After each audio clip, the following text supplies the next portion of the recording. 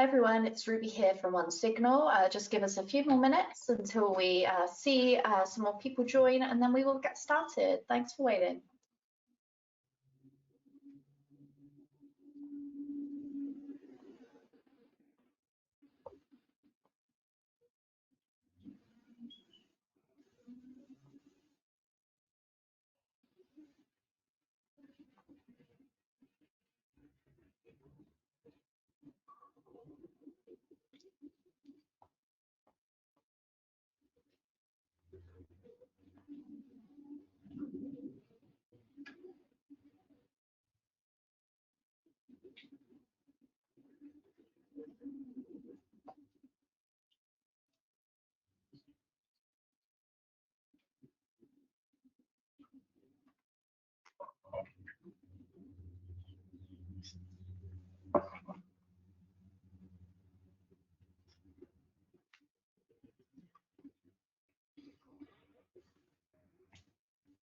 Hi everyone, I think we should get started now. We still have a couple more people joining us, but let's kick this off.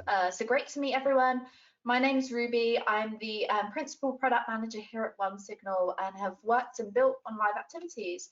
And I've got my colleague here, Rory, who I will just hand over to introduce himself. Thanks, Ruby. Hi, everyone. My name is Rory. I'm an account manager here at One Signal, so working with a lot of end users of our product and also helping translate what some of those customers are doing to others that are not familiar with what One Signal does. Excited to talk to everyone about our favorite topic here today, live activities. So excited. And today we've got an exciting topic to talk about with live activities, which is our build versus buy discussion. So let's get into it. So let's kick this off and get into what are live activities for those of you who may not have heard of it yet. So live activities are a really great Apple edition, and they allow for real-time updates directly on your home screen or your lock screen. You can see here a really great example of a sports team being able to show scoring. And the idea with the live activity is, of course, that continues to really update. So rather than going back into your application all the time, checking something, particularly whilst you're working, let's say, you can quickly glance at your iPhone and see that real-time information via a live activity. They were introduced by Apple, and I believe it was now like last August as a new feature, but it didn't get released until I believe 16.1 in terms of Apple's new iOS version. And they use really something called the Activity Kit, which is an Apple-based and designed widget kit in order to interact and add on applications into Apple as well as Apple's iWatch itself as well. And you can really develop live activities both using our API and SDK to basically be able to manage and update that data remotely. And we notice here, and maybe Rory can also talk about this, as we notice particularly with some of our companies, it's very much around a sticky way to add engagement. So this is the first time that Apple has introduced this kind of functionality where really you can brand your home screen. And you can allow kind of companies to be part of your home screen, and as a marketer, you can allow those companies to, your company and branding to be on the home screen itself. Yeah, absolutely. I think this is a really exciting new channel, and the way that Ruby and our product and our engineering team are approaching live activities is really as a channel, not as a feature or extension of push notifications. And these might be familiar to folks who have just been on iOS for quite some time. If you see here, I have a number of widgets on my phone. These are in the back. You have to swipe left to access them. And the fact that these live activities are pervasive and they sit right on top of any other push notifications is really a great feature for an end user. And what we see here is also an example of Apple delivering live activities. So the Apple TV app, if you search for any sports league, NBA, MLB, MLS, you'll have the option to follow that game. And it's a really big bet for Apple. They've just invested in an MLS distribution deal where Major League Soccer games are shown on Apple TV Plus, and for an additional fee, of course, a monthly fee. And if they can become that aggregator that is delivering real-time live sports content or other updates through the phone, perhaps they expand this to news at some point too. It's a great place to start if you haven't experienced, live activity from an Uber app yet, or you just haven't seen it for yourself. I highly recommend just doing a quick search on the Apple TV app on your iPhone and following a game. So it's a great place to start. Yeah, that's great. So let's delve in a little bit more into the details. So a couple of things that we've noted here is that the iOS application itself actually has to be in a foreground. And I think this is a really great kind of like choice that Apple has made, and the fact that the application has to be on, because it's really kind of like based for those engaged users to move on into the live activity itself. But also they've done something interesting, which is that live activities itself have kind of permission prompts on a live activity basis, as opposed to having to have a push permission prompt on permanently for your application, which means that users can play with live activities as and when they want to, and it means that you can start live activities as and when your application really wants to be starting those. So that's a great kind of like deviation away from live activities versus push. A second thing to note here as well is really how live activities, their life cycle. Live activities are actually on for around 8 hours, and actually Apple allows this 2-hour buffer before and 2-hour buffer afterwards.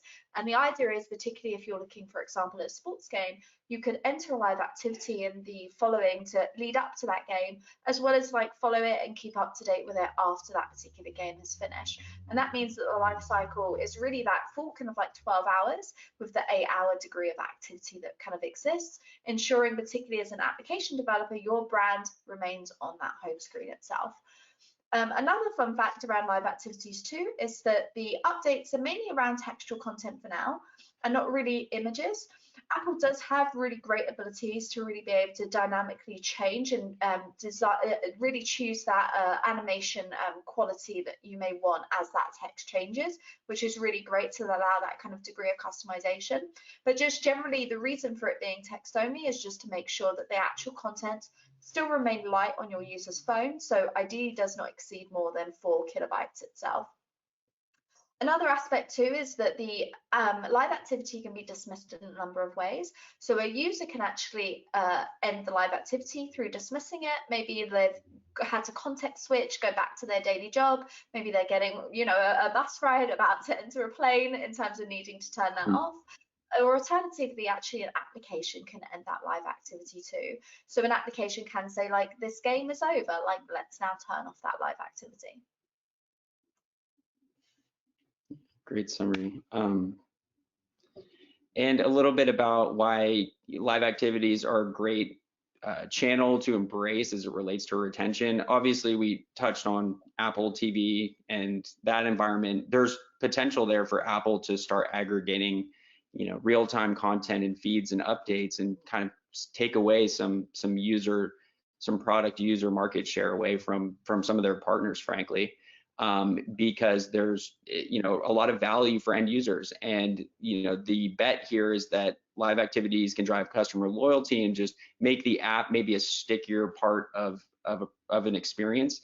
If I'm checking out of a retail store and, I have a live activity on my phone during, any type of promotion, I could have that be a companion. I can, obviously with the delivery apps, one thing you mentioned, Ruby, is just, the context switching that is inherent with anything that we get on our devices these days.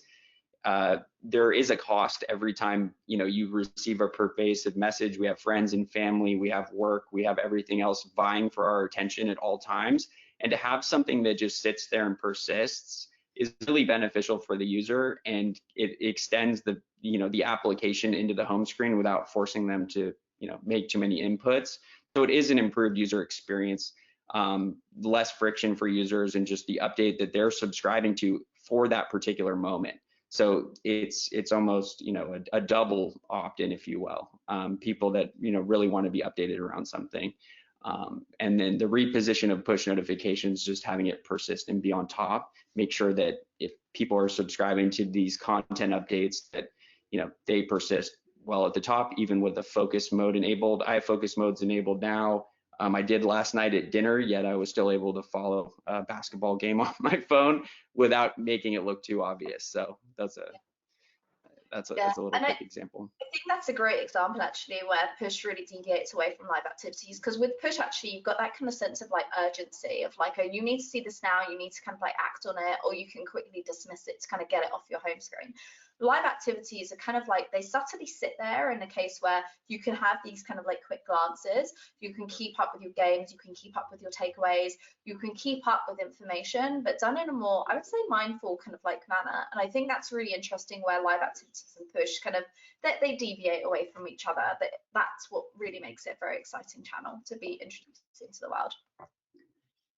Yeah, and one thing, I was showing some folks last night at dinner. It's just I have a lot of notifications on my phone, and I'm sure we all do, right? Everyone, attending today. That is becoming more of like an unmanaged email inbox. Especially with focus modes on, there are certain periods of the day, every day, where my phone will automatically set to turn a focus mode on. I think that is a challenge for app publishers and app marketers to be able to engage users contextually in the moment. I think there's definitely a need for intelligence there and just some ways to optimize push as a whole. And then these on top of that just create more of those engagement opportunities to drive that loyalty. Sure. So turning back to this case, particularly when we think around live activities itself, we actually divide these into kind of two particular cases. So we have this concept of that personalized one-on-one live activity. That is really kind of like information for yourself. So for example, that is your Uber ride, your Lyft ride, like any other kind of taxi service, so takeaway-based service, maybe like health-based applications. It's very kind of like personalized, very much very independent. And so that information is ideally for your eyes and only your eyes. And then we also see this really exciting use case as well, which is where Apple really kind of like shone with live activities as part of their marketing and as part of their promotion, which becomes very much around event-based live activities. And really with event-based live activities, we see this being sent across multiple devices, like potentially millions of devices all at once. And so that particular piece of information is where it can become, I would say, somewhat tricky in terms of making sure that that is distributed across all of these different devices. And that's where, of course, push providers such as OneSignal and ourselves really come into play in terms of being able to leverage that ability across those millions of devices all at once and all synchronously. And I have a question then, Ruby. So if we think about, the inputs on each one of these examples, I think these two visuals really help paint the picture where live activities are today in terms of, one-to-one, just order updates or your vehicle's on the way versus, a broadcast approach with several different inputs that change dynamically, whether it's a ticking clock or, this F1 example with, various laps and who's in the lead. Which components then would everyone, looking to develop live activities, just so we're kind of helping everyone become aware, which of these inputs would change? You mentioned that images would not change and those remain static just to not be such a strain on the end user's device. But which components of this, just so everyone's aware, would be the Yes. dynamic inputs that change? That's a really great question, actually, Rory. So really appreciate it. So when we think around kind of like the one-on-one personalized devices, of course, you've got these 2 minutes. You've also got kind of like the little animation, which is something I believe that Activity Kit kind of like provides. The 2 minutes is an interesting one because, of course, when it comes to car ride journeys, let's say, you need to have geographical understanding in terms of where your user is as well as where your taxi driver is. And so that taxi driver, of course, their server is going to be sending up like a signal in terms of where that taxi driver is, how close they are to you. And so that needs to be, again, pushed down onto the device itself. And then that secondary example in terms of the event-based, for example, we see that with regards to this particular kind of like scoring in terms of the stage, the laps, the kind of like lead changes. Like, for example, the laps, when it comes to maybe like a health-based application that's around you kind of like running yourself independently, that's something which the device can kind of identify in terms of like how quickly you've been able to run, how, what is your distance from point A to point B, that level of information maybe you want to handle as part of your application itself. Whereas like when we think around this being like a cup series, as we can see here, when it comes to laps, of course, that becomes more sports driven. So we may want to update all of these different points of information in terms of your leads, your laps, and your stage on this particular example. But how about we actually go into some more examples itself, and we can kind of walk through some of those that we also see in terms of the market and some of these use cases. So a couple of use cases that we see here, we've talked a lot around some of those games and industry examples, because of course that's where Apple has really been promoting very heavily. And we can see that you can maintain and update things like live scores and event updates. We see a really exciting use case actually with news and media, and we'll go into a couple of examples that we see within the market today, which is around being able to keep up with developing stories or as we say here, like live topics, so things that you may be following around, like posts you may be following. There's also the ability with regards to kind of like finance and crypto. So if you're really looking at purchasing something, really keeping your eye on a bet on something, you can follow things like coins, stocks, portfolios, as well as gas fees, like making sure that you're really keeping up to date, keeping grounded with those. And then, of course, we see that delivery and ride share based application that we noted before. So very much tracking, ordering, and driver statuses. And then as well, we see this opportunity for really kind of like e-commerce and auctions. So imagine you're following along with something on eBay, Etsy, any kind of like e-commerce platform. I think there's a really exciting opportunity here to make sure that you never miss out on a particular bid. So making sure that you really kind of keep up, you can find those particular things that you want to be purchasing, making sure that you are doing your winning bid. And I think that's exciting, particularly as we think around use cases for live activities. And then as noted before, Hey, Ruby, really yeah. quickly, I just have one thing before I lose my train of thought with auctions. So, I've been, on eBay for, over 20 years, so, on many occasions. And when I think about just the rise of auction platforms, there are a number of new and even existing auction platforms that are just gaining in popularity. The collectibles market, antiques market, there are a lot of things that are going to auction.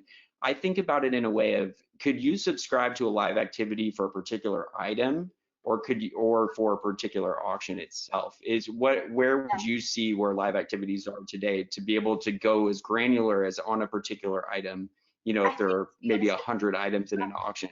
Yeah, I think that's absolutely a great question, Rory. I think you can actually provide live activities for both. So I think you have this holistic, like high level, like from a maybe a seller perspective in terms of like how well your items are doing and how well you're kind of like sold out, particularly in a shorter time span. And then of course you've got this interest from a buyer in terms of like, hey, I want this specific item, like I need to track this specific item, I really want it. And so that of course allows you to be able to track a specific item.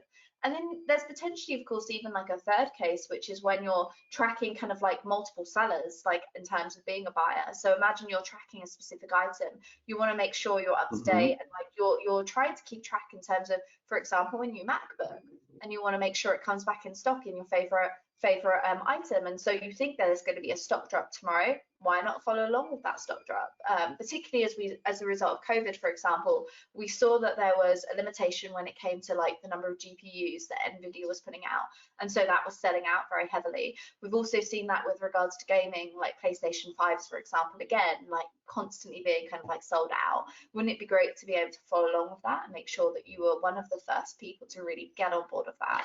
So I think there's different levels. And I think that the really great, experience that we're trying to convey to everyone is that live activities are extremely innovative. They're extremely kind of like new when it comes to application capabilities and features. And so like our live activities use cases are really like blowing up in terms of like what we see within the industry. And we believe like we're still at very early maturity now. So hopefully we'll begin to and continue to see more applications really adopting this in the future. Yeah, there was a question that was submitted, and we'll get to that, but just since we're on this page too, probably makes sense to address it now. There was a question around, would this be a good use case for a meditation app? And I can't think of a better use case than a for live activities than a meditation app. If you think about, going into, practicing mindfulness, and if you have to open your phone or anything of that nature, but sometimes you come out of it. If you've practiced mindfulness, you'll know what I'm talking about. It's sometimes you're not in the state and you're thinking, has it been 12 minutes? Has it been 90 seconds? I have no idea. Well, you have it persist on your phone and it can tick through, which is a great use case. And then now we're also seeing so much emphasis at GDC yesterday, a lot of talk at Game Developer Conference just about live events. And if you don't have live events incorporated as a mobile game publisher, then you're missing opportunities, because that just incentivizes people to all jump in and be involved in a game, and there's everything competing for everyone's attention. So to have that running concurrently on a mobile app, even if it's a console game, or of course on the mobile game itself, so you can make sure that your audiences are engaged throughout. Yeah, and I think actually that's a great example. I do mindfulness and I do meditate. And it is kind of like annoying because you may have your phone in front of you, maybe you're doing kind of like a mindfulness-based application. And so there's the opportunity of being able to like quickly glance as kind of like part of your phone as opposed to returning to an application all the time. And I think it's important that actually live activities allow for both. They allow for that quick glancing, and then they actually allow for that deep link back in terms of like, oh, now I really do need to go back into the application. I want to engage in like another way. I want to build out my car. I want to start a new meditation kind of plan, for example, or otherwise. So anyway, everyone, I would love to get onto some great kind of like public examples. I will note these are industry level examples, not necessarily related to one signal specific clients. So just got to give you a little caveat there. But these are a couple of really great examples that we've really seen. So of course we've got Box app following along with, I believe, the Grand Prix there. Unfortunately, I'm not a racing fan, everyone, so I apologize. My Grand Prix knowledge is somewhat limited.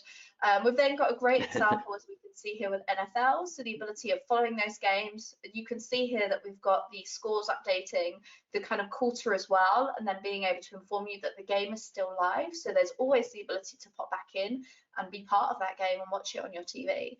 And then we've got the final one as well, which is sports. So also FOTMOB as well, which we can see here, a couple of UK games, West Ham versus Bournemouth, which is great.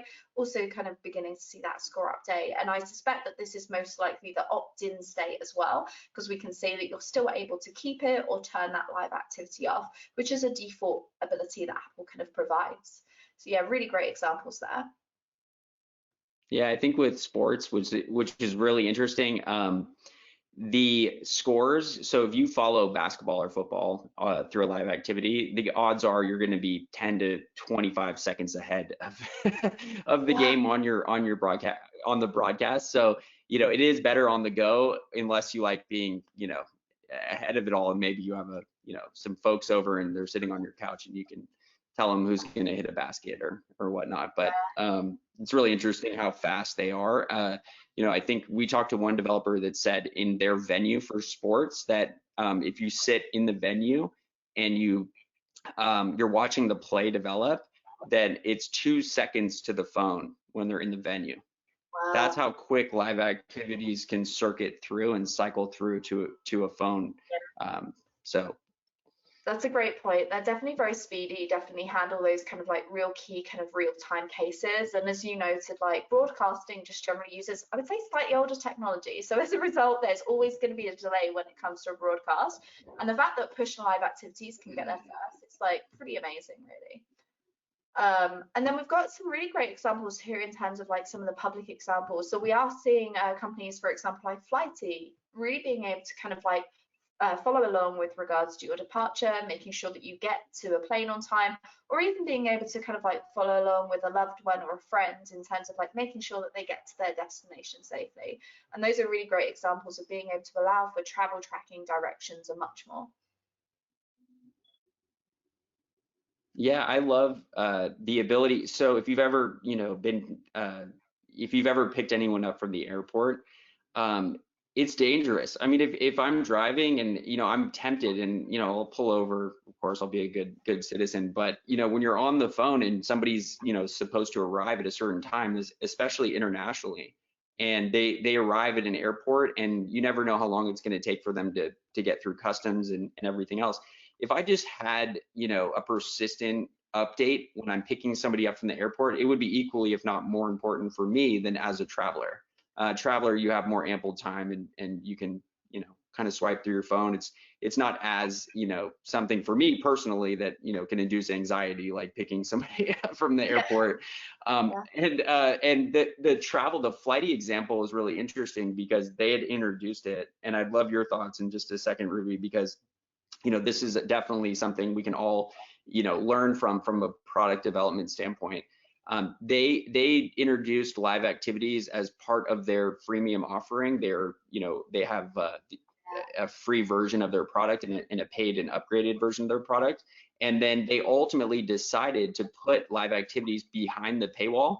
And the only negative reviews that we'd read in doing some research here were that, I can't believe they make you pay for it, but I pay for it and I use it all the time. It Yeah. was one of those things where, it used to be free and now we're complaining, but we're still paying for it. And and they're not bashing the brand or anything like that. It's just, letting everyone know that they wish it were still free. I think that's a really interesting point in terms of like, should live activities be a paid or free kind of like base feature? And it to me is a little bit like Marmite right now. And those of you who don't know Marmite, it's like a jam in the UK that just, you either love it or you hate it. What I would say is live activities are still kind of like a very early stage of adoption. So getting in with live activities is like a very innovative feature for your application. And so you have this opportunity where you can look in terms of like the degrees of adoption that you will see amongst your users very early on, or potentially being able to place it as a premium feature. And so being competitive and at the same time earning that extra kind of like income. And I think it goes really either way in terms of, do you want to see that as a premium, and is it costing you a lot to build this particular feature, or is it a way to kind of like see and experiment with your users like in a more kind of like open manner where the whole audience, for example, can engage with live activities and you can start really like, I guess, testing it out. So it very much depends, I think, in terms of your application objectives, in terms of whether or not you're trying to make this a paid or a free based feature. But definitely we see that going both ways with regards to industry. Good points. All right, and then another interesting area actually, which is news and media. So we're really beginning to see kind of like the ability to keep up to date with regards to topics. And of course, you can see here with Avery, like very early kind of like example on being able to see like their latest update, doing something fun, doing something playful. But actually this can have the opportunity of being able to engage people back into critical news applications. So being able to send out critical news, for example, political change, and being able to get back into your application there. And the second example that we see here is actually with Apollo app. So Apollo application, you can see that people have upvoted this, people have kind of like responded as well, being able to kind of like see the latest kind of like comment, particularly if it's a thread, for example, that you may have created or something that you really care about, whether or not that's Hacker News or any other kind of website that you may be on itself. So some exciting opportunities for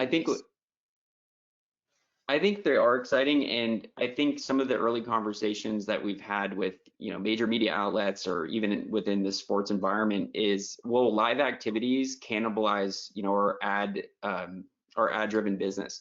Will it lead to less sessions initially? I think that's something a challenge that every media news outlet, sports franchise or league needs to consider. I would say that there also should be equal weight to a discussion around the ability to make a bet that this is going to tie to retention. We mentioned customer loyalty before, and as it relates to being the you're effectively, if you're marketing a mobile app, if you're driving revenue through a mobile app, publishing a mobile app, you need to develop, you need to create ways for your customers to be able to build habits around your digital product in order to embed those habits into their routine. You ultimately want to be in a position where when you're swiping down on your iPhone and Siri suggests the app, you want that app to be there at least once or twice a day when a user does that. That's the goal. You might never get there, but if you shoot for the stars, you might land on the moon and be a daily active user regardless. And it's just something that we're in this early phase here, but that is a top concern. But if you also look at the Apple TV app, and if I'm a sports league, if I'm Champions League, right, and there's soccer available on their apps, but I'm engaging with Apple TV to get those persistent live updates on my phone because I'm traveling that day, I'm out with my family, I'm doing whatever else. There are some things to weigh in there, because if an aggregator can get that attention, they can build habits around their products. That's a great point, Mauro. So unfortunately, everyone, I've got a little bit of bad news, which we are close to time, everyone. So we're going to have to skip our build versus buy based slide. and move quickly on to a couple of brief questions. We will, of course, if we don't get through your question, we'll do some follow-up with regards to your question. Feel free as well, additionally, to reach out to support@onesignal.com or reach out to our chat that you should be able to have as part of our webinar. So a couple of quick questions. Should small apps use live activities? Absolutely. I think that live activities really allows you to differentiate your application away from the market right now and allows you to be on early innovation. So I think this is a really good opportunity for small apps to start gaining more market share, being able to be try things out and be more experimental. How can we decide if it's worth testing and investing in?